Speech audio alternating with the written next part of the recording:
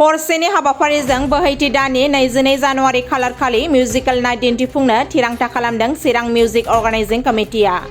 खुलुमबाय, आं प्रिया Sushmita Basumatary, BMN news नायगिरि साफ्रोमखौबो बरायबाय। चिरां जिल्लानि सिङाव थानाय सामथाइबारि बाथौ खेराइ फेमिलि रिजर्टनि लांगोनायाव हरसेनि हाबाफारि लानानै मोनाबिलिनि 7 रिंगानिफ्राय मिउजिकेल नाइट दिन्थिफुंनो साखाफारा जानायखौ नुनो मोननाय जादों। बेनिनो बे हाबाफारियाव इन्डियान आइडलनि सुपारस्टार सिंगार महम्मद फैजजों लोगोसे बांला सारेगामापानि देंखोगिरि बारसा सेनगुप्त आरो देंखोगिरि बेबी साहा बिथांमोना नुजाथिफैनानै हाबाफारिखौ गाजा गोमजा खालामफैगोन होनना बुंथियो। ओरैहाय टिकेटनि बेसेनखौ VIP नि थाखाय 1000, डिलाक्सनि थाखाय 500 आरो गेलारिनि थाखाय 300ल' खालामनाय जादों होननानै बुंथिबावो।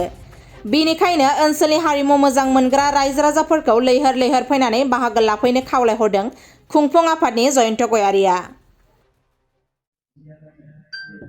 खुलुमबाय, बयखौबो मागो दमासि फोरबोजों लोब्बा लाखिनानै जोंनि बाथौ खेराइ फेमिलि रिजर्टनि जानानै बयखौबो गाहाम हामलायनायखौ बावहरबाय। दा जोंहा जोंनि बाथौ खेराइ फेमिलि रिजर्टआव फैगौ 22 जानुवारियाव मिउजिकेल नाइट मोनसे प्रग्राम खुंनो आखायाव लादों। नैबे जोंना चिरां मिउजिकेल अर्गानाइजिं कमिटिया जोंनि बे रिजर्टआव माने मुंदांखा इन्डियान आइडलनि सुपारस्टार महम्मद फैज, बेनिफ्राय बेजों लोगोसे जि बांलानि सारेगामानि मा नाम मोनलाय बेना बारसा सेनगुप्ता, आरो बेजों लोगोसे फैबावगोन जोंना नैबे जोंनिनो लकेल मुंदांखा जाखांफु आर्टिस्ट हिमालया प्रजेक्ट, आरो बेजों लोगोसे थाबावगोन बेबी साहा।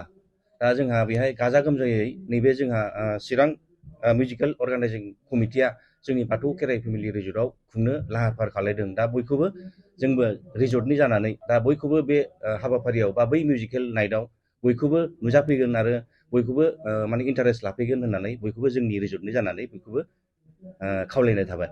जिहेतु नोंथांमोननि बे 22 अक्ट'आव जानो गोनां जे कालचारेल बे प्रग्रामाव बेसेबांसो समनिफ्राय जागायगोन? बियो मोनाबिलि 7 रिंगानिफ्राय जागायगोन। बेनिफ्राय दा जागायगोन 7 रिंगानिफ्राय जागायगोन। दा बियो 11 बा 12 रिंगासिम जाहैगोन। दा बे प्रग्रामा जोबोद मेहेर गोनां जागोन आरो सानसेनि हाबाफारि। बे हाबाफारिया सानसेनि 22 जानुवारि समबार बारायखालि।